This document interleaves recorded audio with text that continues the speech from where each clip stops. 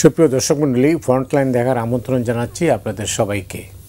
দর্শক মণ্ডলী, আমাদের সঙ্গে রয়েছেন শিক্ষক ও রাজনৈতিক বিশ্লেষক ডাক্তার জাহিদুর রহমান, এরপর আছেন গণ অধিকার পরিষদের সাধারণ সম্পাদক মোহাম্মদ রাশেদ খান।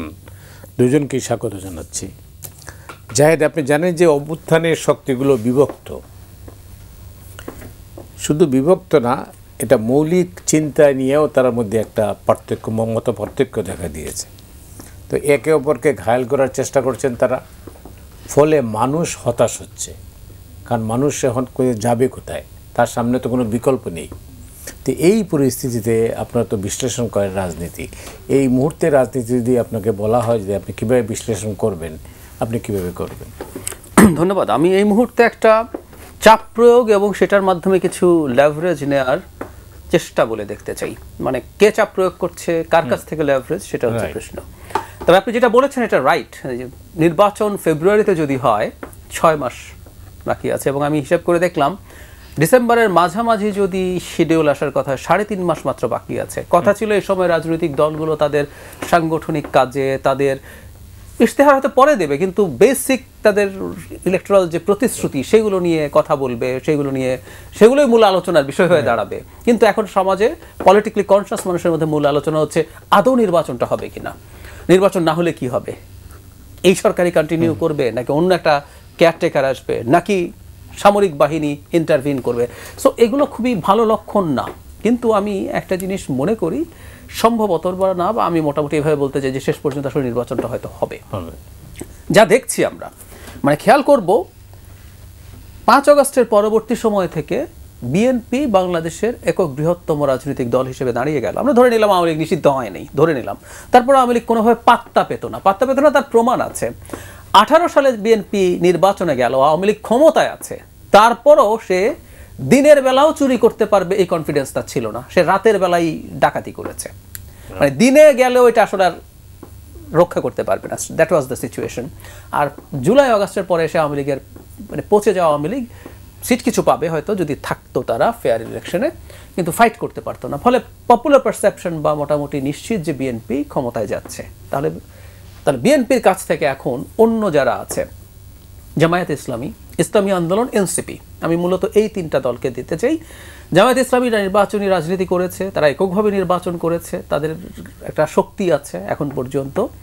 ইসলামী আন্দোলন শেখ হাসিনার সময়ে হলেও তারা লোকাল অনেকগুলো গভর্নমেন্ট ইলেকশনে পার্টিসিপেট করেছে এবং তাদেরও কিছু ভোটের প্রমাণ আছে। এনসিপি না থাকলে এনসিপিতে যেহেতু আমাদের কিছু অভ্যুত্থানের পরিচিত মুখ আছে, সো এই 3টা শক্তি এখন চিন্তা করছে তাদের ভবিষ্যৎ রাজনীতিকে যদি ধরে রাখতে হয় তাদের তো কিছু লেভারেজ লাগবে। যেমন সংসদে তাদের একটা সিগনিফিক্যান্ট নাম্বার অফ এমপিস লাগবে। এখন না হলে যেটা হবে, তারা কেন রাজনীতি করবেন, কিভাবে করবেন, এবং এই দলগুলোই একটা সংকট নিজেদের উপরে তৈরি করেছে। এটা জামায়াত করেছে, এনসিপি করেছে, ইসলামী আন্দোলনও করেছে। সেটা হচ্ছে তারা তাদের সম্পর্কে খুব বড় ইমেজ পোর্ট্রে করেছে। সোশ্যাল মিডিয়াতে খুব লম্বা সময় জামায়াতে ইসলামী তাদের একটা ইকোসিস্টেম তৈরি করেছে।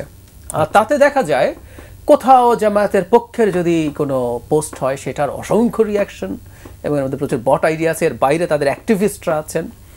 কোথাও যদি তাদের বিপক্ষে কিছু যায়, তীব্র সমালোচনা, নেগেটিভ রিয়াকশনস, গালিগালাজ পর্যন্ত, প্রচুর গালিগালাজ তারা করেন। তাতে মনে হয় অনেকের কাছে খুব ভাইব্রেন্ট, জামাত অনেক। কোথাও আপনি একটা পোল, আমি আপনাকে বলছি, আপনি কালকে যদি একটা পোল তৈরি করেন যে এই নির্বাচনে কে জিতবে, আপনি দেখবেন ওখানে বিপুল ভোটে জামাতের কাছে বিএনপি হেরে গেছে। এটা নিয়ে আমার একটা এক্সপ্লেনেশন আছে, যে কোথাও কোনো পোল যদি কেউ করে, সেটা জামায়াত তাদের বিভিন্ন জায়গায় শেয়ার করে দেয়, তারা এসে সমানে ভোট দিতে থাকে। তো এখন যেটা ধারণা হলো, তারা নিজেরা নিজেদের প্রতি এমন একটা ইমেজ তৈরি করলো, আমরা বিরাট শক্তি। আচ্ছা, এখন যদি নির্বাচন দাঁড়ায়, আমার বিবেচনায় তারা খুবই কম সিট পাবে, 10-15। আমি যদি আরো লিবারেল হয়ে 20 না, আপনি যদি 30 সিট নেন, মানে বাংলাদেশের সেকেন্ড হাইয়েস্ট দল যে আরেকটা বাকি দলের তুলনায় এতটা নিচুতে আছে, ফলে তার ভবিষ্যৎ রাজনীতি প্রশ্নের মুখে পড়বে। এনসিপি ভোট না করলে সে কিন্তু শুরু থেকে বিরাট একটা ইমেজ দিতে চেয়েছে। এই কারণে কি সে নির্বাচনমুখী না? আমি মনে করি, আমি আসছি। এনসিপিও দেখবেন বিরাট লঞ্চিং করেছে।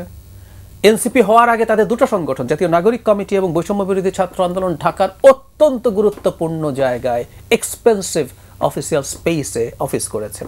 কিভাবে পেয়েছেন সেই ডিবেট এখন ঢুকছি না, তারা যখন বিভিন্ন জায়গায় জনসংযোগ করতে গেছেন সেখানেও প্রচুর লোকজন জড়ো করে দেখানোর চেষ্টা করেছেন আমরা বিরাট দল।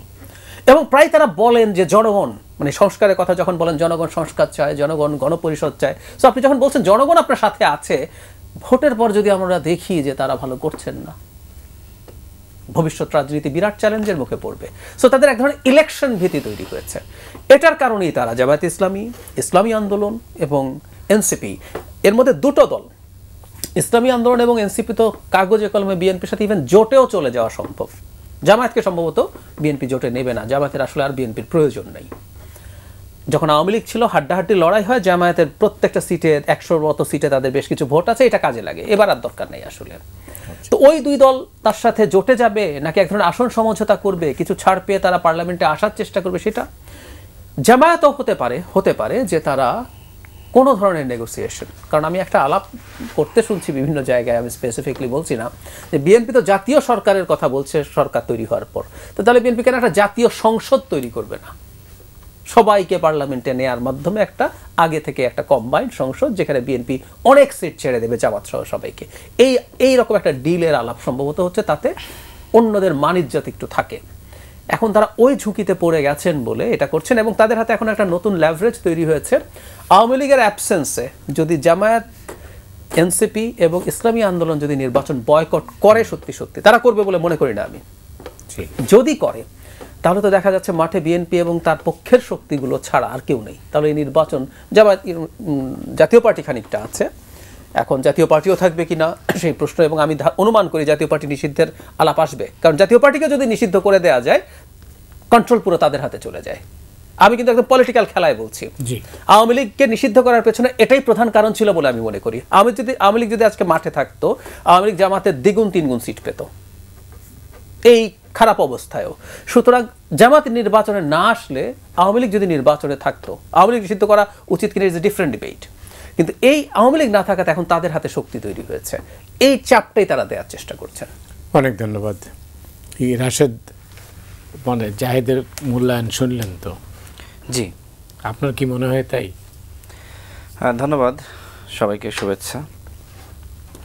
আমি মাঝে মধ্যে ভাবি, অনেকগুলো দল বলছে যে তারা আসলে নির্বাচন করতে দিবে না, মনে করেন যে এই আন্দোলনে তারা জিতলো, বাংলাদেশে নির্বাচন হলো না, তারপরে কি তারা কি আসলে নির্বাচন আটকিয়ে দেওয়ার পরে এই অন্তর্বর্তীকালীন সরকারকে রেখে দিবে, নাকি এই সরকার পরিবর্তন করার জন্য পদক্ষেপ নেবে?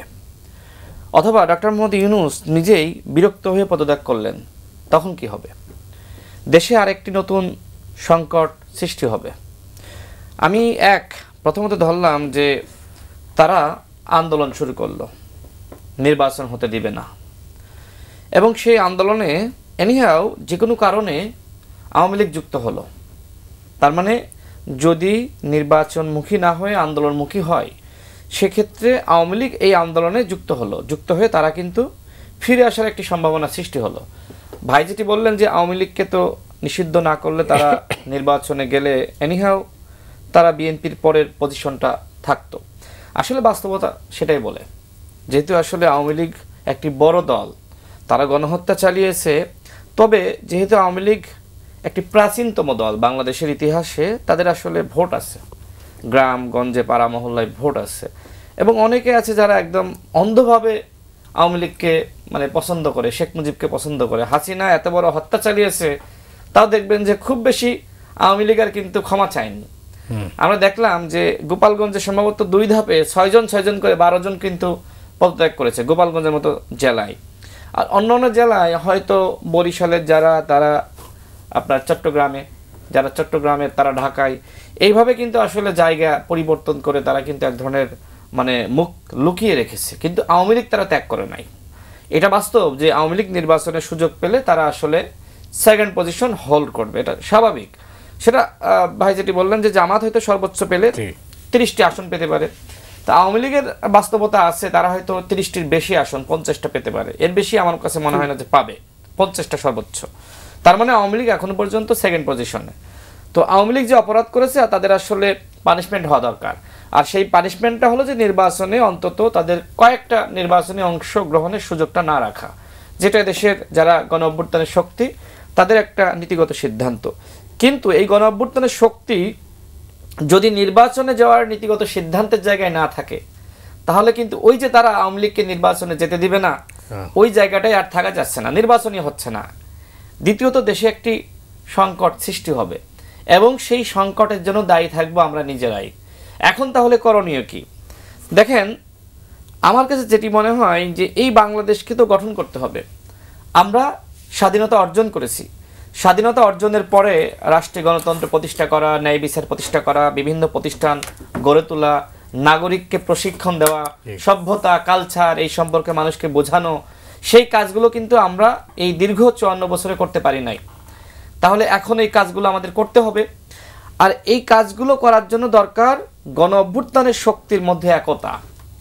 এখন যে বিভক্তি লক্ষ্য করছি, ঠিক আওয়ামী লীগের সময়ে বিএনপি আওয়ামী লীগের মধ্যে, বা সেই সময় তো বিএনপি জামাত বা আমরা একদিকে ছিলাম, আওয়ামী লীগ ভিন্ন দিকে, তখন কিন্তু এই ধরনের ডিবেট আমরা দেখতাম যে আওয়ামী লীগ একভাবে কথা বলছে আর আমরা ভিন্নভাবে কথা বলছি।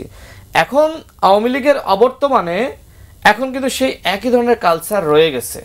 তো এই কালচার যদি আসলে এইভাবে থাকে যে আজকে বিএনপির একজন নেতাকে বলা হচ্ছে যে শামীম ওসমান গডফাদার, আবার অন্যদিকে আমরা লক্ষ্য করছি যে জামাত ইসলামকে আবার রাজাকারও বলা হচ্ছে।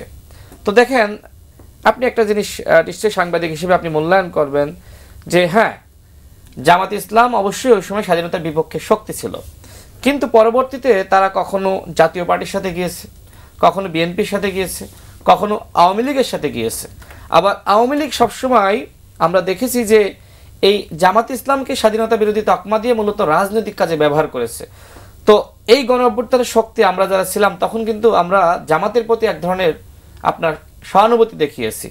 আমরা তখন প্রটেস্ট করেছি যে জামাতের ওই সময়কার নেতৃত্ব ভুল করেছে, পরবর্তীতে যারা আছে তারা কিন্তু গণতন্ত্রের পক্ষে অবস্থান নিয়েছে এবং তারা 26শে মার্চ এবং 16ই ডিসেম্বর তারা বিশ্বাস করে। তো সেই জায়গা থেকে জামাতের প্রতি এখন আর ওই ধরনের রাজাকার বললে পাবলিক ওইটা খুব ভালোভাবে গ্রহণ করে না। মানে ওইটা আসলে আওয়ামী লীগ এমনভাবে পচিয়ে ফেলেছে, এখন আর মানুষ ওই জিনিসটা খায় না। তো সেই জায়গা থেকে এখন করণীয় কি? অবশ্যই জামাতের উচিত হবে এই গণ অভ্যুত্থানের পরে, হ্যাঁ গণ অভ্যুত্থান তাদের ভূমিকা আছে, ব্যাপক ভূমিকা আছে, তাদের উচিত হবে স্বাধীনতার ওই যে অমীমাংসিত বিষয়, তাদের প্রতি মানুষের যে একটা আক্ষেপের জায়গা, ওইটা স্বীকার করে নিয়ে দুঃখ প্রকাশ করা। কিন্তু জামাত ইসলাম এখনো পর্যন্ত আনুষ্ঠানিকভাবে ওই ধরনের দুঃখ প্রকাশ করেনি। যদিও জামাতের আমির আমরা দেখেছি তিনি বলেছেন যে 47 থেকে আপনার 24 পর্যন্ত আমাদের আচরণে, আমাদের পদক্ষেপে কেউ যদি কষ্ট পেয়ে থাকেন আমরা ক্ষমা প্রার্থী, দুঃখ প্রকাশ করছি। আমার মনে হয় স্পেসিফিক হওয়া দরকার 71-এর প্রসঙ্গে।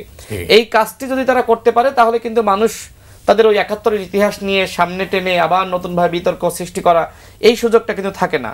তো যাই হোক, আমি যেটা বলি, দেখেন বাংলাদেশের নির্বাচনটা খুবই গুরুত্বপূর্ণ এবং এই নির্বাচনে বিএনপি, জামাত, গণ অধিকার পরিষদ, এনসিপি, নাগরিক ঐক্য বা গণতন্ত্র মঞ্চের অন্যান্য যে দলগুলো রয়েছে, এমনকি অন্যান্য ইসলামিক দল, অন্যান্য বাম দল, সিপিবি থেকে শুরু করে সবাইকে অংশ নিতে হবে। এর কারণটা কি? দেখেন, এই নির্বাচনে আপনি অংশ নেবেন না, তাহলে কোন নির্বাচনে আপনি অংশ নেবেন?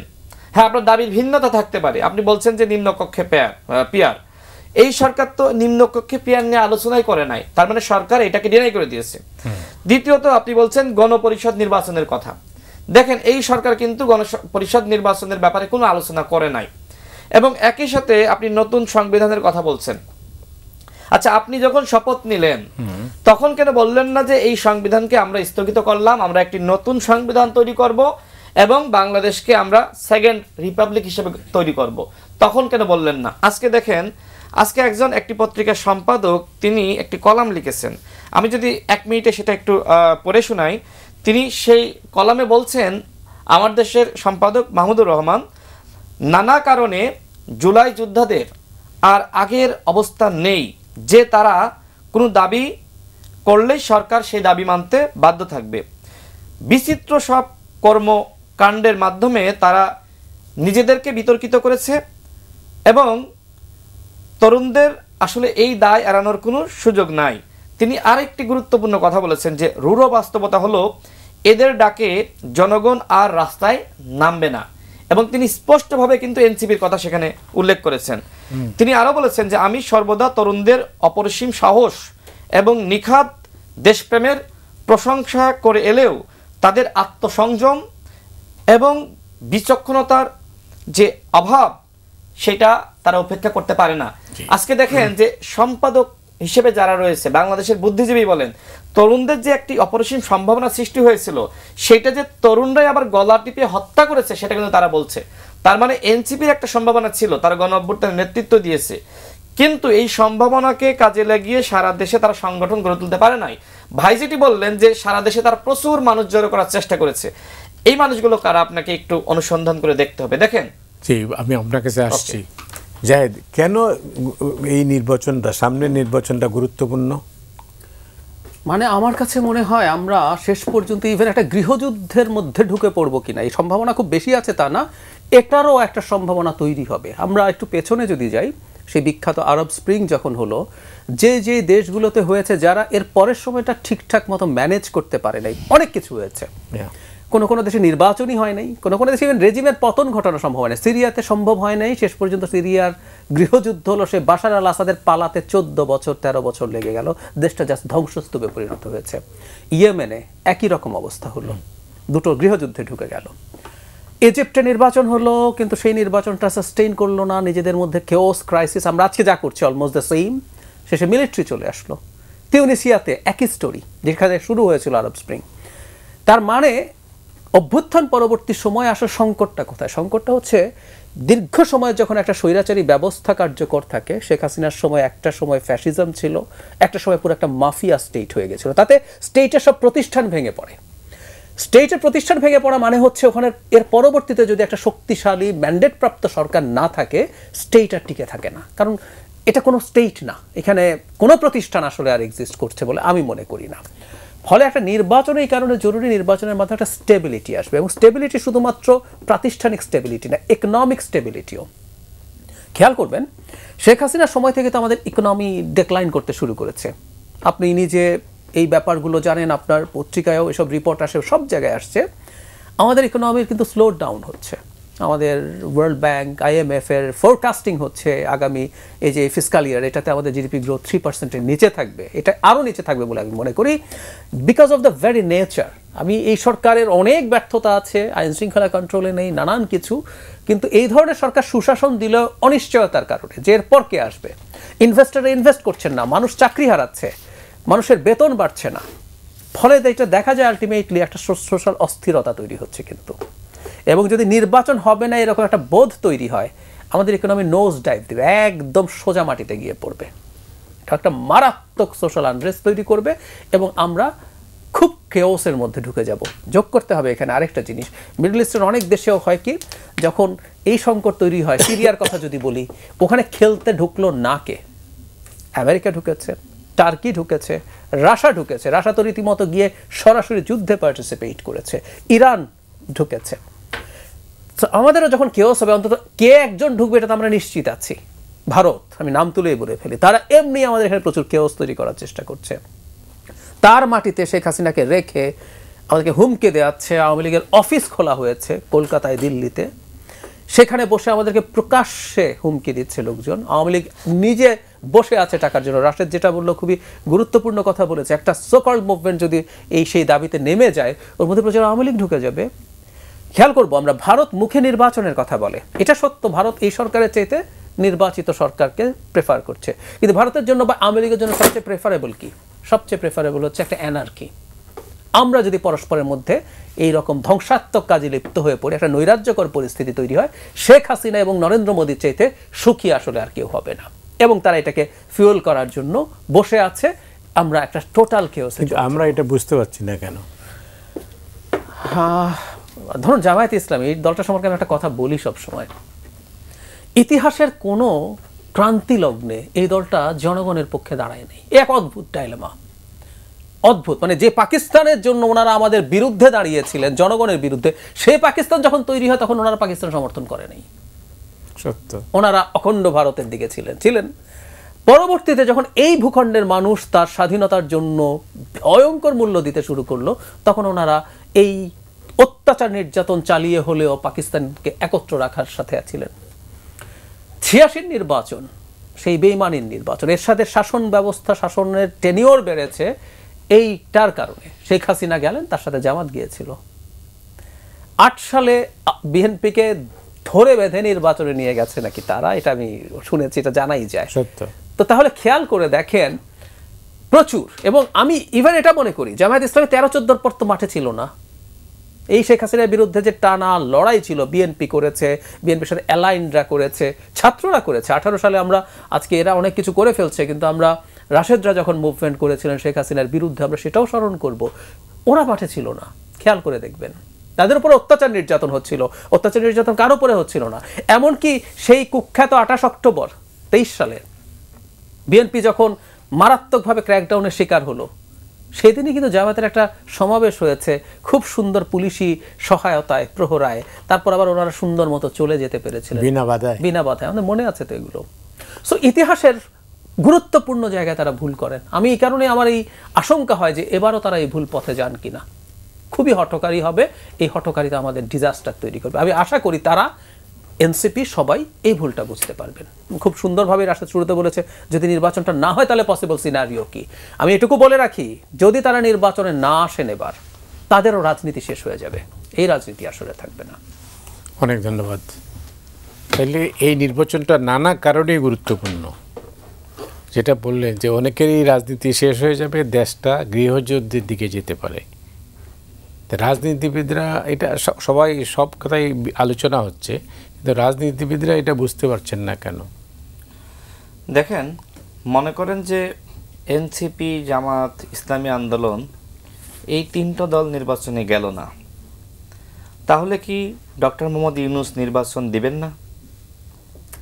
আমার কাছে যতটুকু তথ্য আছে আমি জানি ডক্টর মোহাম্মদ ইউনূস আসলে বিরক্ত। তিনি এই সিচুয়েশন হ্যান্ডেল করতে পারছেন না, 1 বছরে পারেননি। এর মূল কারণ হলো তার সিলেকশন। এখন তিনি একটি ভুল করে ফেলিয়েছেন, চাইলেও কিন্তু বাদ দিতে পারতেছেন না। কারণ এদেরকে বাদ দিলে আর একটা বিব্রতকর পরিস্থিতি সৃষ্টি হবে, যে কারণে তিনি এই উপদেষ্টা পরিষদের মাধ্যমে একটি সুষ্ঠু নির্বাচন করতে চান। দেখেন, আমরাও বলি, মনে করেন যে ডক্টর মোহাম্মদ ইউনূস গণহত্যার বিচারটা শুরু করতে পারলেন না বা করলেন না, আবার যে ধরনের প্রত্যাশা ছিল, রাষ্ট্র সংস্কারের ব্যাপারে আকাঙ্ক্ষা ছিল, সেটারও অনেকটা বাস্তবায়ন করতে পারলেন না। কিন্তু তিনি একটি অবাধ, সুষ্ঠু, নিরপেক্ষ নির্বাচনের আয়োজনে তিনি সফল হলেন। তারপরেও মানুষ কিন্তু তার এই সফলতা মনে রাখবে যে ডক্টর মোহাম্মদ ইউনূসের আমলে, তার সময়ে বাংলাদেশের ইতিহাসের সবথেকে সেরা নির্বাচন হয়েছিল। তার মানে নির্বাচন খুবই গুরুত্বপূর্ণ। এখন এই যে একতরফা নির্বাচন, অনেকে বলছে আগামীতে হয়তো একতরফা নির্বাচন হবে, তো কেন আপনারা বহুতরফা নির্বাচনের সুযোগ ডক্টর মোহাম্মদ ইউনূসকে করে দিচ্ছেন না? আপনারা তো এই সরকারের দুর্বলতা জানেন। দেখেন, আমি শুরু থেকেই সরকারের গঠনমূলক সমালোচনা করে আসছি, যে কারণে সরকারের অনেক উপদেষ্টা আমার উপর ক্ষুব্ধ। যখন বিভিন্ন জায়গায় দেখা হয়েছে, তারা আমার সাথে এই ধরনের আচরণ করেছে যে তারা আমার বক্তব্যে খুব হতাশ, আমি কেন তাদের নাম নিয়ে সমালোচনা করি। আবার অনেকে আমাকে বলেছে নাম ছাড়া সমালোচনা করার জন্য। কিন্তু আপনি একটি ভুল করছেন, এক অপরাধ করছেন, নাম ছাড়া সমালোচনা করলে তো আপনি ওটা গায়ে নেবেন না। তো আমি শুরু থেকে সরকারের ভুলগুলো নিয়ে আমি সমালোচনা করে আসছি। তবে এখন আমি সরকারের ওইভাবে আর সমালোচনা করি না, যেহেতু আমার কাছে মনে হয়েছিল যে বাংলাদেশের বাস্তবতায় নির্বাচন খুব গুরুত্বপূর্ণ। হ্যাঁ, আমাদের রাষ্ট্র সংস্কার লাগবে, গণহত্যার বিচার লাগবে, কিন্তু নির্বাচনকে বাদ দিয়ে তো রাষ্ট্র সংস্কার হইতে পারে না। এই যে এত সংস্কার, এত আলোচনা কেন? বাংলাদেশে যাতে একটি সুষ্ঠু নির্বাচনের ব্যবস্থা আমরা তৈরি করতে পারি। দেখেন, এই যে আওয়ামী লীগ একটি সংকট বাংলাদেশে সৃষ্টি করলো, কেন? একমাত্র তত্ত্বাবধায়ক সরকার ব্যবস্থা তারা ভ্যানিশ করে দিল এবং সুযোগ কিন্তু তারা পেয়ে গেল। তার মানে বাংলাদেশে যদি নির্বাচনের ব্যবস্থা না থাকে আর আপনি অনেক ব্যবস্থা করলেন, তাহলে কিন্তু ওইটা দিয়ে কোনো উপকার বাংলাদেশের জনগণের হবে না। শুরু থেকে ইসলামী আন্দোলন, জামাত ইসলাম, এনসিপি এই সরকারকে ব্যাপকভাবে সমর্থন দিল। আবার তাদের নেতারা এখন বলছে ডক্টর মোহাম্মদ ইউনূস তিনি জাতির সাথে গাদ্দারি করেছেন, যেটা এনসিপির শীর্ষ নেতা হাসনাত আবদুল্লাহ বলেছে। এমনকি ইসলামী আন্দোলনের যিনি আমির, তিনি বললেন যে ডক্টর মোহাম্মদ ইউনূসের ঘাড়ে ভূত চেপে বসেছে, এই কথা বলেছেন। জামাত ইসলামের নেতারাও এই সরকার এখন সমালোচনা করছে। আমরা যখন সমালোচনা করেছি, তারা আমাদেরকে বলেছে যে আমরা আসলে ভুল করছি। আমরা এখন যখন সমালোচনা বন্ধ করেছি, তারা আবার কেন শুরু করলেন তাহলে? তার মানে এই যে দেখেন, ইসলামী আন্দোলনের কিন্তু একজন উপদেষ্টা আছে এই সরকারে, এটা অনেকে জানে না। আমি স্পষ্টভাবে বলি যে ধর্ম উপদেষ্টা কিন্তু ইসলামী আন্দোলনের একজন নেতা ছিলেন, উপদেষ্টা ছিলেন তাদের দলে। যিনি ধর্ম উপদেষ্টা এই সরকারের। তো এই যে ইসলামী আন্দোলনের একজন উপদেষ্টা যেহেতু রয়েছে, তারা মনে করছে আমাদের তো এই সরকারের অংশ রয়েছে, আমরা তো সরকারের পার্ট, সুতরাং তারা চাইবে এই সরকারকে দীর্ঘ সময় টিকিয়ে রাখার জন্য, কারণ একজন উপদেষ্টা থাকলে তো অনেক ধরনের সুযোগ সুবিধা পাওয়া যায়। দ্বিতীয়ত আপনি যদি দেখেন গণমাধ্যমের খবরে প্রকাশিত হয়েছে এনসিপির নেতা জনাব সার্জিসের শ্বশুর তিনি কিন্তু বিচারক হয়েছেন, মানে বিচারপতি হয়েছেন। আচ্ছা আপনি বলেন, বিচারপতি হয়েছেন এইবার কয়েকদিন আগে 25 জন নতুন শপথ নিয়েছে। আচ্ছা আপনি বলেন আগামী থেকে এনসিপি ক্ষমতায় আসতে পারবে? সেই বাস্তবতা বাংলাদেশে আছে, মানুষকে এতটুকু বোঝে না। যদিও তারা বলছে যে 300 আসনে নির্বাচন করে বিএনপি 50টা আসন পাবে আর তারা 250 আসন পাবে, এই ধরনের একটি হাইপ তারা তৈরি করছে, কিন্তু সেই বাস্তবতা তো গ্রামগঞ্জে নাই। হ্যাঁ, তাদের ভবিষ্যৎ আছে, ভবিষ্যতে হয়তো তারা ক্ষমতায় যেতে পারবে, সেটা আমি উড়িয়ে দিচ্ছি না, কিন্তু এখন সেই বাস্তবতা তৈরি হয়নি। হ্যাঁ, তারা গণ অভ্যুত্থানের শক্তি, সেটা আমরা স্বীকার করি, এবং তাদের অনেকগুলো বিপ্লবী মানে বিপ্লবী নেতা তৈরি হয়েছে, এটাও স্বীকার করি, কিন্তু এই মুহূর্তে ক্ষমতায় যাওয়ার বাস্তবতা তৈরি হয়নি। তো জনাব সার্জিসের শ্বশুর হচ্ছেন বিচারপতি। এই ডক্টর মোহাম্মদ ইউনূসের সরকার যদি না থাকে তাহলে এইরকম বিচারপতি তারা তৈরি করতে পারবে না। বিভিন্ন জায়গায় তাদের প্রেস মিনিস্টার বিভিন্ন দেশে নিয়োগ দিয়েছে, তারা বিভিন্ন জায়গায় তাদের নিজস্ব লোক নিয়োগ দিয়েছে। এই কাজগুলো করার মাধ্যমে তারা কিন্তু তাদের এই স্টেটে শক্তি বাড়ানোর চেষ্টা করছে এই রাষ্ট্রে। এই জন্য তারা চায় যে এই সরকার আরও বেশি দীর্ঘমেয়াদী হোক। কিন্তু ডক্টর মোহাম্মদ ইউনূসের তো বয়স হয়েছে, একটা 84 বছরের মানুষ, আর কত ধকল নেবেন? কিন্তু পারতেছেন না, এই বাস্তবতা আমাদের বুঝতে হবে। তাহলে আপনারা যদি একটি সরকার গঠন করতে চাইতেন যে না, আমাদেরকে রাষ্ট্র সংস্কার করতে হবে, আমাদের গণহত্যার বিচারটা এই সরকারের আমলেই করতে হবে, সমস্ত রাষ্ট্র সংস্কার বাস্তবায়ন এই সরকারের আমলে করতে হবে, তাহলে আপনি তখন কেন জাতীয় সরকার গঠন করলেন না? আপনি বিএনপির উপর দায় দিচ্ছেন যে বিএনপি চাইনি বলে আমরা পারি নাই, আবার আপনি সেইটা তখন জাতির সামনে বলেন না, এখন 6 মাস 1 বছর পরে এসে বলতেছেন। তার মানে কি আপনি জাতীয় সরকার চাননি? জাতীয় সরকার যদি গঠন করতেন তাহলে এই সরকারে বিএনপি থাকতো, গণ অধিকার পরিষদ থাকতো, ইসলামী আন্দোলন থাকতো, জামাত ইসলাম থাকতো, আপনারা থাকতেন, সবাই মিলে একটি সরকার 3 বছরের জন্য বা 2 বছরের জন্য আমরা করতাম। তাহলে এই সরকারের আমলেই আমরা কিন্তু এই নতুন সংবিধানের কথা বলছেন, গণপরিষদ নির্বাচন বলছেন, গণভোট বলতেছেন, সব সম্ভব ছিল। সেই সম্ভাবনাতে আপনারা গলা টিপে হত্যা করেছেন। আপনি নাহিদ ইসলাম এই মুজিববাদী সংবিধান মেনে শপথ নিয়েছেন, তাহলে কোন লজ্জায় আপনি এখন বলেন যে এই সংবিধান অবৈধ, এই সংবিধান মুজিববাদী সংবিধান, এখন দরকার গণভোট, এখন দরকার গণপরিষদ নির্বাচন? আপনার তখন মনে ছিল না? আপনি 1 বছর আগে যেটা পারেননি এখন সেটা পারবেন না। এই বাস্তবতা আপনাকে মেনে নিতে হবে যে আপনি সরকারের যথেষ্ট ক্রিম ভোগ করেছেন। সুতরাং এখন যদি ওই নতুন নতুন বয়ান সৃষ্টি করেন, এইটার মাধ্যমে মূলত জাতিকে বিভ্রান্ত করা হবে। আর আমি সর্বশেষ বলি, এই নির্বাচনে জামাত ইসলাম, এনসিপি বা ইসলামী আন্দোলন বা অন্য কোনো দল, যে দল অংশ নিবে না সেই দল তার নিজের রাজনীতিকে হত্যা করবে। যারা নির্বাচনে অংশ নিবে তারা আগামী রাজনীতিতে এগিয়ে থাকবে। সুতরাং যারা বলছে একতরফা নির্বাচন, আমি বলবো না, এটা ডক্টর মোহাম্মদ ইউনূসের আমলে নির্বাচন, এবং এই সরকারকে আমরা সবাই সমর্থন দিয়েছি, আর সরকার একটি নির্বাচনের সিদ্ধান্ত নিচ্ছে, আপনি সেই নির্বাচন মানেন না। What is this? অনেক ধন্যবাদ রাশেদ। দর্শকের সময় হলো বিরতির পর আমরা আসছি, খুব তাড়াতাড়ি আমাদের সঙ্গেই থাকুন। সুপ্রিয় দর্শক মণ্ডলী, ফিরে এলাম ফ্রন্টলাইনে। আমাদের সঙ্গে রয়েছেন ডাক্তার জাহিদুর রহমান এবং রাশেদ খান, তাদের বক্তব্য আমরা শুনছিলাম। জাহেদ, এটা নতুন নেগেটিভ শুনছি। জি, নেগেটিভটা হচ্ছে যে এই যে বর্তমান সরকার, অন্তর্বর্তীকালীন সরকার, সেই সরকারের পক্ষে নির্বাচন আয়োজন করা কি সম্ভব?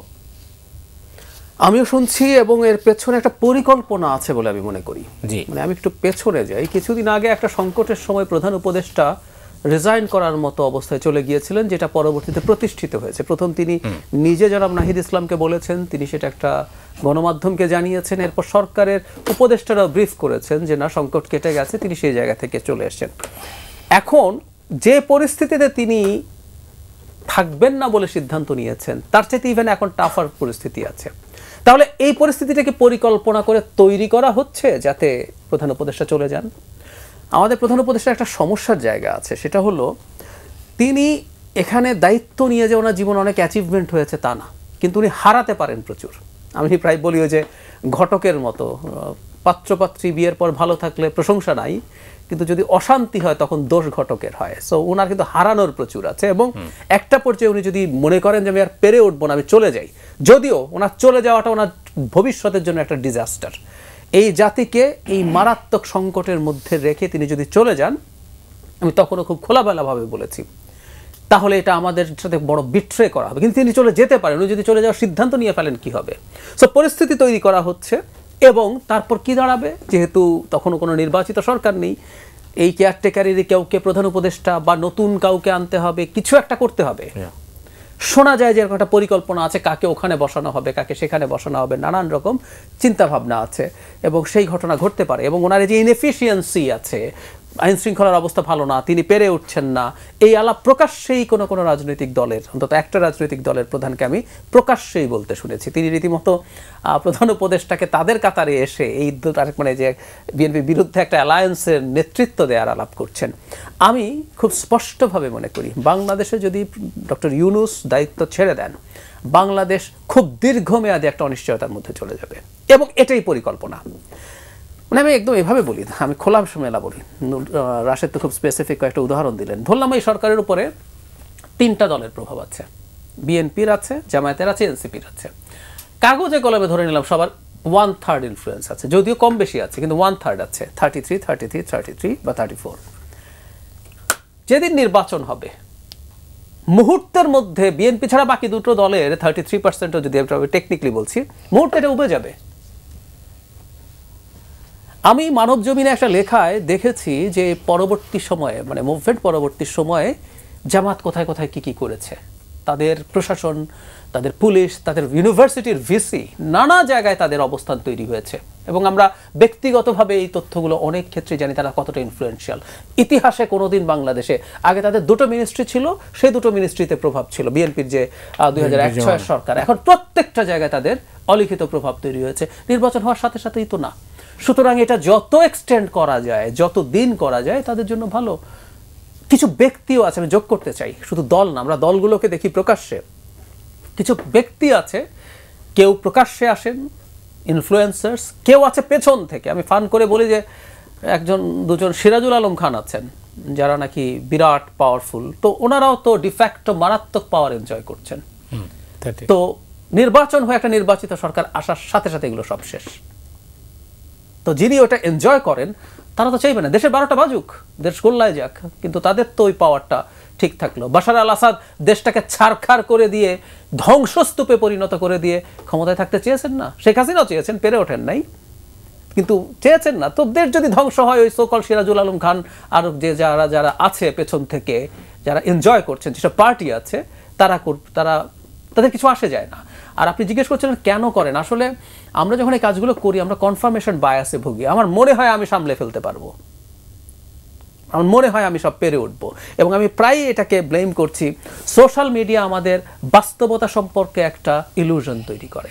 সোশ্যাল মিডিয়া দেখে আমরা অনেকে মনে করি, আরে জনগণ তো আমার পক্ষে আছে, জনগণ নির্বাচন চায় না, জনগণ প্রপোর্শনাল রিপ্রেজেন্টেশন চায় লোয়ার হাউসে, মানে জনগণ চায় বলে মনে করেন।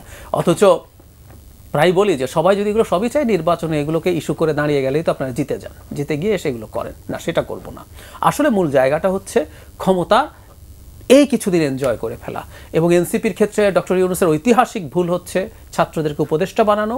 শুধু উপদেষ্টা না, বিভিন্ন মন্ত্রণালয়ে ছাত্র প্রতিনিধি দেওয়া হয়েছে যারা ফর্মালি নানান পাওয়ার প্র্যাকটিস করেছে, আর বাইরে থেকে এনসিপি প্রচুর নেতাকর্মী নানা রকম ইললিগাল ইলিসিট ফ্যাসিলিটিস পেয়েছে। প্রথম যখন ডিসি ট্রান্সফার হচ্ছিল, এগুলো আমরা জানি, এগুলো আমাদের সমাজে ঘটে যাওয়া ঘটনা। বিভিন্ন জায়গায় তদবির বদলি ইনফর্মালি তারা করেছে। তো এই জায়গা থেকে প্রফেসর ইউনূসের ঐতিহাসিক ভুল কেন বলছেন? কোনোভাবেই উচিত হয়নি ছাত্রদেরকে ক্যাবিনেটে নেওয়া। এটা কি নজিরবিহীন? নজিরবিহীন, মানে পুরো স্টুডেন্টরা ক্ষমতায় চলে গেলাম, একটা যারা মুভমেন্ট করেছে সেটা একটা বিষয় ছিল। আর এটা আসলে স্টুডেন্টদের মুভমেন্ট না, আমাদের এটা যদি সেটা আরো বাড়তো, সে খুবই ভুল সিদ্ধান্ত হতো। উনি ওই সময় ইলুশনে ভুগেছেন যে তাদের নেতৃত্বে, আমি কিন্তু কোনোদিন ওদের নেতৃত্বে কথাটা বলি না, তারা সামনে ছিলেন, তারা সামনের ফেজ, এই মুভমেন্টে সবাই ছিল। ওই যে মাহমুদুর রহমান সাহেব যে লেখাটা লিখেছেন, ওনারা যদি এতই ওনারা একটু ডাক দিক না যে কয়েক লাখ লোকটোক নামিয়ে এটা সেটা করে ফেলি, পারবেন না, লোকজন হয় না। এই যে বিভিন্ন জায়গায় গেলেন, ওরা কাদের লোক জানা যায়। জামায়াতের সাথে তাদের এক ধরনের সখ্যতার প্রয়োজন কেন হয়? আওয়ামী লীগ নিষিদ্ধের সময় যে জমায়েতটুকু শাহবাগে হয়েছিল, যমুনার সামনে হয়েছিল, কারা কারা গেছে আমরা দেখেছি তো। এনসিপি কয়জন ছিল, জামায়াত আর ফার রাইটরা কতটা গেছে, এগুলো তো আমরা দেখেছি। আফগানিস্তানে কিন্তু ছাত্ররা সরকারে গিয়েছিল, কিন্তু বেশি দিন সেই সরকার টিকে নাই। আরো পার্থক্য আছে, ওই যে বললাম যে যদি কখনো তারাই করে ফেলে থাকে, সেটা একটা আলোচনা। আমি র্যাদার তারা যেটা করতে পারতো, আমি একটু উদাহরণ দেই, সেটা হচ্ছে বিখ্যাত আসামে যেটা হয়েছিল, আসু, অল আসাম স্টুডেন্টস ইউনিয়ন। তারা দীর্ঘদিন আসামে বাঙালি আসামি মুভমেন্ট করে টোরে টোরে টোরে দীর্ঘদিনের লড়াই সংগ্রাম আছে, যে যখন জিতলো তারপর তারা একটা রাজনৈতিক দল তৈরি করলো, প্রফুল্ল মহান্ত আমি ভুল না করলে 33 বছর বয়সে মুখ্যমন্ত্রী হয়েছিলেন। সে দলটা নির্বাচন করে, রাজনীতি করে কি হতো সবচেয়ে ভালো, দারুণ পটেনশিয়াল ছিল, তারা একটা রাজনৈতিক দল করতেন, ক্ষমতা থেকে দূরে থাকতেন। এই যে আজকে তাদের গায়ে কিংস পার্টির তকমা আছে, আছে তো, জেনুইনলি আছে। ধরুন জনাব আসিফ মাহমুদ সজীব ভুঁইয়া জনাব কাদেরকে শুভেচ্ছা জানিয়ে স্ট্যাটাস দেন, আরও অনেক হিস্ট্রি আছে। এই যে লাস্ট উদাহরণটার কথা বললাম, দিয়েছেন তো, উনি সরিয়ে ফেলেছেন কারণ অনেকে সমালোচনা শুরু করছে, আপনি তো উপদেষ্টা, আপনি আর সবাইকে শুভকামনা জানান না কেন? এই যে কিংস পার্টির তকমা এবং অনিয়ম দুর্নীতির সাথে জড়িয়ে পড়া, ওদের সম্ভাবনা নষ্ট হয়েছে। অনেক ধন্যবাদ জাহিদ। রাশেদ, যেটা শুনলাম, যেটা এই যে প্রশ্নটা আমি করেছিলাম, যে আসলে এই নতুন যে নেগেটিভসটা, যে আসলে হয় কি এই সরকারের অধীনে নির্বাচন কি সম্ভব, তাদের যুক্তি হচ্ছে যে সরকার আইন শৃঙ্খলা পরিস্থিতি রক্ষা করতে ব্যর্থ হচ্ছে, মানুষের মধ্যে হতাশা আছে, এইভাবে নির্বাচন যদি চলতে থাকে হয় নির্বাচন ম্যানেজ করার মতো মেকানিজম এই সরকারের হাতে নেই। ধন্যবাদ। দেখেন, আমি প্রায় 11 মাস ধরে সবসময় বলছি, সচিবালয়ে আওয়ামী লীগ, পুলিশে আওয়ামী লীগ, র্যাবে, বিজিবিতে, প্রত্যেকটা দপ্তরে, সেক্টরে, সর্বত্র আওয়ামী লীগ। হাসিনার যে সেট আপ, এই সেট আপ পুরোপুরি বহাল রাখা হয়েছে, যে কারণে আমি একটি অনুষ্ঠান থেকে বলেছিলাম, অবস্থা থেকে মনে হচ্ছে ডক্টর মোহাম্মদ ইউনূস শেখ হাসিনার পরামর্শে দেশ চালাচ্ছে। মিডিয়াতে হেডলাইন হয়েছিল, আমার ব্যাপক সমালোচনা। তা আমি পরবর্তীতে ব্যাখ্যা দিলাম যে বিষয়টা আসলে এইরকম, যে ডক্টর মোহাম্মদ ইউনূস ব্যক্তি হিসেবে তিনি সরকারের প্রধান হয়েছেন, আর হাসিনার পরিবর্তন হয়েছে, তিনি দিল্লি পালিয়ে গেছেন। বাকি যে 16 বছরের ফ্যাসিবাদী সিস্টেম কাঠামো তিনি তৈরি করেছিলেন, সেইটার সংস্কার বা পরিবর্তনের জন্য কোনো পদক্ষেপ নিয়েছেন? 14 সালের ডিসিএসপি, 18 সালের ডিসিএসপি, 24 সালের ডিসিএসপি, কতজনকে শাস্তির আওতায় আনা হয়েছে? যে সকল সচিবরা এই অন্যায়ের সাথে জড়িত ছিল, যারা শেখ হাসিনাকে ফ্যাসিস্ট হাসিনা বানাতে সহযোগিতা করেছে, যারা নির্বাচন কমিশনের দায়িত্বে ছিলেন, সেই সকল ইউনো নির্বাচন কমিশনারগণ কয়জনের শাস্তি দিয়েছেন? এই কাজগুলো আসলে তিনি কার্যত করতে পারেননি। কেন? আমি অনেকগুলো বক্তব্যে কিন্তু বিষয়টা বলেছি। আমি সরকারের খুব গুরুত্বপূর্ণ জায়গা থেকেই জেনেছিলাম যে এই সরকার শুরুর দিকে মনে করলো যে যদি আমরা এখন, যেহেতু তাদের আসলে নতুন একটি দল গঠন করবে ছাত্ররা, সেটা নিয়ে ব্যাপক প্রত্যাশা ছিল, সেই জায়গা থেকে তাদের চিন্তা এরকম যে 16 বছর ধরে রাজনৈতিক তকমা দিয়ে বিএনপি, জামাত বা অন্য দলের যাদেরকে বঞ্চিত করা হয়েছে কর্মকর্তাদেরকে, তাদেরকে যদি এখন আমরা ফিরিয়ে আনি বা প্রমোশন দিই, তাহলে তো আমরা আমাদের এজেন্ডা বাস্তবায়ন করতে পারবো না, মানে নতুন দলের এজেন্ডা। সুতরাং কি করতে হবে? আওয়ামী লীগের যারা আছে ওরা চেয়ারে বসে থাকুক, ওদেরকে ভয় দেখিয়ে কাজ করাবো। সরকারের সিদ্ধান্ত জাস্ট এইরকম ছিল, এবং জনপ্রশাসনে যারা ছিলেন তারা কিন্তু এই সিদ্ধান্ত বাস্তবায়ন করেছে, এবং যার ফলাফল আমরা 1 বছরে দেখছি। তাহলে এখন কি করণীয়? সরকার মনে করেন পরিবর্তন করে নাই, তাই বলে কি আমি বলবো যে এটা পরিবর্তন হওয়ার আগে আমি কোনো ইলেকশন চাই না? সরকার তো আরও 5 বছর থাকলে এই পরিবর্তন করবে না। কারণ এই সরকার, ভাই যেটি বললেন যে ডক্টর মোহাম্মদ ইউনূসের উচিত হয়নি কোনোভাবেই 2 জন ছাত্রকে উপদেষ্টা হিসেবে নিয়োগ দেওয়া। দেখেন, ডক্টর মোহাম্মদ ইউনূসকেই তো ওই ছাত্ররা নিয়োগ দিয়েছে, এবং সেইটা তিনি নিজে স্বীকার করেছেন। ওই 2 জন ছাত্র উপদেষ্টাকে আপনি কিভাবে বলবেন যে তোমাদেরকে সরকারে নিব না? এটা কি ডক্টর মোহাম্মদ ইউনূসের পক্ষে সম্ভব ছিল? তারা কি তখন সরকারে যেতে আগ্রহ? অবশ্যই, তারা এই সরকার গঠন করেছে। এমনকি ওই সময়কার বৈষম্য বিরোধী ছাত্র আন্দোলনের নেতারা, তারা 6 সদস্যের একটি কমিটি, লিয়াজু কমিটি গঠন করেছিল। তারা মিলে বাকি উপদেষ্টাদেরকে ভাইবা নিয়েছে, ভাইবা নিয়ে যেভাবে নিয়োগ দেওয়া দরকার সেইভাবে নিয়োগ দিয়েছে। এমন আলোচনা হয়েছে যে আপনারা কি আমাদের জন্য কাজ করবেন? দেখেন, এই যে বিভিন্ন জায়গায় যে প্রশাসক বসিয়েছে না ঢাকা উত্তরে, তাকে কেন বসিয়েছে? সে তো জাতীয় নাগরিক কমিটির নেতা ছিল, মানে দল গঠনের আগে তাদের যে একটা সংগঠন ছিল, সেই নেতাকে কেন বসাইলো? কারণ সমস্ত সিটি নিয়ন্ত্রণ করতে হবে। দক্ষিণে আরেকজনকে বসাতে চেয়েছিল, পারে নাই, যে কারণে গ্যাঞ্জাম তৈরি হয়ে গেল। তারা মূলত এই ঢাকা শহরকে কন্ট্রোল করতে চেয়েছিল। তো এই কন্ট্রোলে অনেক ধরনের বাধা এসেছে, অনেক সমালোচনা এসেছে। তো যাই হোক, আমি যেটি বলছিলাম, দেখেন এখন নাহিদ ইসলাম বলা শুরু করেছে যে ফেব্রুয়ারিতে নির্বাচন না হতে পারে, আর তাদের আরেক নেতা বলছে যে ফেব্রুয়ারিতে কোনো নির্বাচন হবে না। আমি এই টকশো থেকে বলি, এই সরকার ফেব্রুয়ারিতে নির্বাচন দিতে বাধ্য। সরকার তো কন্টিনিউ করতে পারতেছে না। ডক্টর মোহাম্মদ ইউনূস কিন্তু এখন এই ছাত্রদের উপরে আর খুব বেশি আস্থা রাখতেছে না। বাকি উপদেষ্টারাও তারা মনে করেছিল হ্যাঁ ছাত্ররা হয়তো অনেক ভালো কিছু করবে, কিন্তু ভালো কিছু করতে পারে নাই। আজকে দেখেন ভাই যেটি বললেন, আচ্ছা আপনার এই ছাত্র প্রতিনিধি সংস্কার কমিশনে কি প্রয়োজন, সংস্কারের কি বোঝে? ইন্টারমিডিয়েট পড়ুয়া একজন ছাত্র, সে সংস্কারের কি বোঝে? আমরাও তো ইন্টারমিডিয়েটের ছাত্র ছিলাম। বিভিন্ন মিনিস্ট্রিতে আপনার একজন করে ছাত্র প্রতিনিধি দায়িত্ব দেওয়া হলো, মানে এই যে একদিকে উপদেষ্টা সে মিনিস্টার, আর এনসিপির একজন করে মিনিস্টার ছাত্র প্রতিনিধি। দেখেন একজন সহসমন্বয়ক আমাকে বলছিল, ভাই আমরা যখন বিভিন্ন দপ্তরে গিয়েছি এমন একটা ভাব যে এই দপ্তরে মনে হয় একজন প্রতিমন্ত্রী প্রবেশ করেছে, মানে সহসমন্বয়ক, আর যে সমন্বয়ক ছিল সে ছিল মিনিস্টার। এইভাবে ছাত্রদেরকে বিভ্রান্ত করা হয়েছে, যে কারণে যে ছাত্ররা রাজনীতির মধ্যে যুক্ত হওয়ার কথা রাজনীতিতে যুক্ত হয় না, চাঁদাবাজিতে যুক্ত হয়েছে। যে ছাত্রদেরকে ক্লাসে পরীক্ষায় ফিরে যাওয়ার কথা তারা ক্লাস পরীক্ষায় ফিরে যায়নি। আপনি কাকে দায়ী করবেন? এর জন্য অবশ্যই ডক্টর মোহাম্মদ ইউনূসকে এবং তার সরকারকে দায় নিতে হবে। কারণ তারা কিন্তু কি বলেছে, আমরা আমাদের ভবিষ্যতের নেতা পেয়ে গিয়েছি, যারা আগামীর ভবিষ্যৎ, এরাই আগামীর রাষ্ট্র পরিচালনা করবে। এক পাম্পম দিয়ে ছাত্রদেরকে পুরো নষ্ট করে ফেলিয়েছে। আমি কিন্তু সব ছাত্রদের বলছি না, আমার সাধারণ ছাত্ররা আমাকে ভুল বুঝতে পারে। আমি ওই কথিত সমন্বয়ক নামধারী যারা আসলে দুর্নীতি করেছে, লুটপাট করেছে, আমি তাদেরকে বলছি। যারা ভালো সমন্বয়ক আমি তাদেরকে বলছি না। আজকে কেন যে ছাত্রটির ডাকে আমি রাজপথে নামলাম, যে ছাত্র জীবন বিলিয়ে দিল, আজকে কেন তাদের বিরুদ্ধে আমাদের সমালোচনা করা লাগছে? এই প্রেক্ষাপট কিন্তু এই সরকার তৈরি করেছে। আজকে এমন একটি হাইপ তৈরি করা হয়েছিল যে এই সরকারকে 5 বছর রাখতে হবে, যাতে করে গুলশানে চাঁদাবাজি করা যায়, যাতে করে এই যে আপনার বিচারপতি নিয়োগ দেওয়া যায়, যাতে করে বিভিন্নভাবে টাকা পয়সার মালিক হওয়া যায়। নিশ্চয়ই আপনার মনে আছে একজন কাঁদতে কাঁদতে বলেছিল, আমার বাসা ভাঙা, টিনের বাড়ি, আমার বাবা এত কষ্ট করে আমাকে মানুষ করেছে, সে এখন গাড়িতে সবসময় চলাচল করে। আচ্ছা আপনি বলেন তো, একটা গাড়ি মেনটেন করতে মাসে প্রায় লাখখানিক টাকা লাগে না? এই যে আমরাও তো 18 সাল থেকে আন্দোলন সংগ্রাম, যেটি ভাই বললেন, ভাইয়ের সাথে আমার ওই সময় থেকে মোটামুটি যোগাযোগ, 18 সালের খুব পরপর বিভিন্ন সময় মান্না ভাইয়ের সাথে আমরা বসেছি। এখনো পর্যন্ত আমার বিরুদ্ধে কেউ একটা নিউজ করতে পেরেছে রাশেদ খান চাঁদাবাজি করেছে, দুর্নীতি করেছে? কারণ আমরা রাজনীতিটা করতে চেয়েছি, টাকার পিছনে দৌড়াইনি। 18 সালে শেখ হাসিনা একজন ডিজিএফআর কর্নেলকে আমাদের কাছে পাঠাইলো এবং ওই সময় আমাদের সাথে আন্দোলন নিয়ে আলোচনা করবে। আমরা তো ওই সময় মূলত কোটা সংস্কার আন্দোলন সফল হোক সেটাই চেয়েছি, আমরা তো আসলে সরকার পতন কোনো কিছু চাইনি। সেই সময় আমাদেরকে বলা হলো, আমাকে, নুরুল হক নূরকে, ফারুক হাসান এবং হাসানুল মামুনকে বলা হলো যে আপনারা কি চান, বাড়ি গাড়ি টাকা পয়সা যা লাগবে সব দিতে রাজি, আন্দোলন বন্ধ করে দেন। আমরা বললাম ভাই এই আন্দোলনে শিক্ষার্থীরা আমাদেরকে বিশ্বাস করে সামনে থেকে নেতৃত্ব দেওয়ার সুযোগ তৈরি করে দিয়েছে, আন্দোলন বন্ধ করতে পারবো না। হাসিনাকে বলেন এই দাবি মেনে নিতে, আন্দোলন তাহলে শেষ করে দিব। এরপরে অসংখ্যবার বিভিন্ন সময় অফার এসেছে, এমনকি এই 24 সালের নির্বাচনে মেজর জেনারেল ইব্রাহিমের বাসায় আমাদেরকে দাওয়াত করলো ইব্রাহিম সাহেব, আমি এবং নুরুল হক নূর উপস্থিত। সেখানে কর্নেল সরোয়ার নামের একজন, আমি নাম সহ বলছি, আমাদেরকে নির্বাচনের অফার দেওয়া হলো, এমপি বানাবে।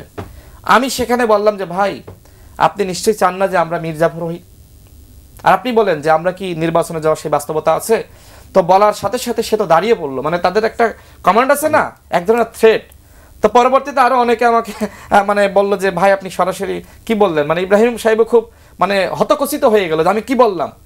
মানে ইব্রাহিম সাহেব মনে করলো যে আমাকে নির্বাচনে তিনি চলে যেতে বলবেন আর আমি নির্বাচনে চলে যাব, মানে এত সহজে আমাদেরকে কেনা যায়। আমি তো নাম সহ বললাম, তদন্ত করেন। বিভিন্ন সময় এই ধরনের লোভ দেখানো হয়েছে, আমরা মাথা নত করি নাই, কারণ আমি রাজনীতি করতে চাই, আমি এদেশের মানুষের প্রতিনিধি হিসেবে কাজ করতে চাই। কিন্তু বাকিরা তো এই কাজগুলো করতে চায়নি, তারা মনে করেছে আইসে সুযোগ কাজে লাগাও, টাকা পয়সা যা আসছে মাল পানি কামাও, হ্যাঁ আগামীতে এই টাকা পয়সা না কামাইলে দেশ চালাতে পারবা না। দেখেন আমি খুব মানে নামসহ বলতে গেলে এটা আসলে ঠিক হবে না। একজন গুরুত্বপূর্ণ ব্যক্তি আমাকে বলছিলেন যে বাকি কয়েকজন উপদেষ্টা এদেরকে ফুয়েল দেয় যে এরা আমাদের ছাত্ররা, এরা আগামীতে দল গ্রহণ করবে, এরা যে ফান্ড কালেকশন করতেছে এটা ইলেকশনের ফান্ড, মানে দুর্নীতিকে কয়েকজন উপদেষ্টা বলছে ইলেকশনের ফান্ড। এইভাবে ছাত্রদেরকে নষ্ট করা হয়েছে। দেখেন আমি আর একটা কথা বলি, উপদেষ্টা আসিফ মাহমুদ, আমি একটি বই লিখতেছিলাম, তো আসিফ মাহমুদের ভূমিকা কি ছিল তখন দেখলাম এই ছেলেটি অত্যন্ত সাহসী এবং সেই কিন্তু তার সিদ্ধান্তে কিন্তু 6 আগস্টের যে লং মার্চ ছিল সেটা পরিবর্তন হয়ে 5 আগস্ট হয়েছে। সেই ছেলেটির বিরুদ্ধে একের পর এক বিতর্ক আসতেছে। কেন? এই ছেলেটি মহানায়ক, যে এত সংগ্রাম করেছে, ত্যাগ করেছে, তাকে আজকে বিতর্কিত কারা করলো? আজকে এদের গাইডলাইন দেয়নি। এই উপদেষ্টা পরিষদে যারা ছিল তারা যদি এদেরকে বোঝাতো যে বাবারা কোনো রকম যাতে ভুলভ্রান্তি না হয়, তোমরা আগামীতে এই দেশের নেতৃত্ব দিবা, তোমরা প্রধানমন্ত্রী হবা, সরকারের রাষ্ট্র ভালোভাবে দেশ চালাও, দুর্নীতির অভিযোগ যেন না আসে, এই পরামর্শ কি কোনো একজন উপদেষ্টা দিয়েছে? তাদের তো বয়স কম। জাহেদ রাশেদ, আপনার কাছে পড়ে আসছি না, এটা অনেক মোটা থেকে আলোচনা। তো সেটা হচ্ছে যে এটা তো ইউনূস সাহেব নিজেই যেটা আপনি বলছেন, যেটা এই ভুলের মধ্যেই আমরা আছি, যে ভুল তো শুধরাতে হবে না। খুবই, যেমন ধরুন এখনো এই দুই ছাত্র উপদেষ্টা, আগে 3 জন ছিলেন, দুই ছাত্র উপদেষ্টা এখনো ক্যাবিনেটে আছেন, উনি থাকবেন। মানে আমি প্রায় এটা বলি, ইভেন আসিফ মাহমুদ ঘোষণা করছেন উনি নির্বাচন করবেন, নাহিদ ইসলামও করবেন, অথচ আমি তাদের নির্বাচনে অংশগ্রহণ করাকে অনৈতিক বলি। নভেম্বরে একটা অধ্যাদেশ উপদেষ্টা পরিষদে পাস হয়েছিল, ওটা জারি হয় না, রাষ্ট্রপতি সাইন করেন, কিন্তু তারা এগ্রি করেছিলেন। সেখানে ক্লিয়ারলি লেখা ছিল কোনো উপদেষ্টা পরবর্তী সংসদ নির্বাচনে পার্টিসিপেট করবেন না। তখন জনাব নাহিদও ওখানে ছিলেন, অথচ তারা নির্বাচন করছেন, জাস্ট বলছেন আমরা নির্বাচনে পার্টিসিপেট করার আগে রিজাইন করব। মানে ওনারা শেষ দিন পর্যন্ত থাকতে চান আর কি, যত বেশি সম্ভব। এখন যখন কারো বিরুদ্ধে প্রচুর দুর্নীতির অভিযোগ হয়, যেমন আমি খুব খোলামেলা যদি বলি, একজনের এপিএস বহু টাকা তসরুফ করেছেন বলে তার চাকরি গেছে, দুদক অনুসন্ধান করছে, তার বিদেশে যাওয়া নিষিদ্ধ হয়েছে। মানে এপিএস এর কি নিজের ক্ষমতা আছে? এপিএস এর ক্ষমতা কোত্থেকে তৈরি হয় এগুলো আমরা খুব ভালো মতো বুঝি। দুদক ন্যূনতম, আমি বলছি না উনি এটার সাথে জড়িত, ন্যূনতম তার বিরুদ্ধে তো তাকে তদন্ত করতে পারতো। ডক্টর ইউনূস সরকারের সময় আমরা দেখতে চাইতাম এটা।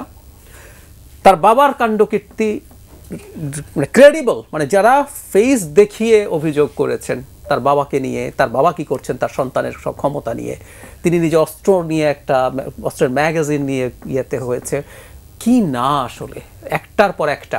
এবং উনি ক্ষমতায় বসে রীতিমতো সেনা প্রধান আর আমাদের চিফ অ্যাডভাইজারের মধ্যে একটা কনফ্লিক্ট তৈরি করার মতো ইন্টারভিউ দিয়েছেন।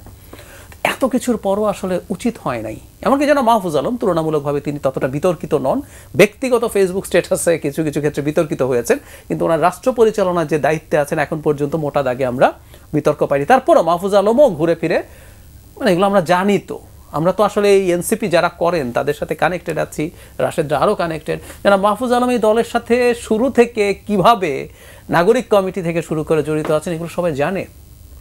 এই জিনিসগুলো তো প্রবলেম তৈরি করছে, বদনাম তৈরি করছে।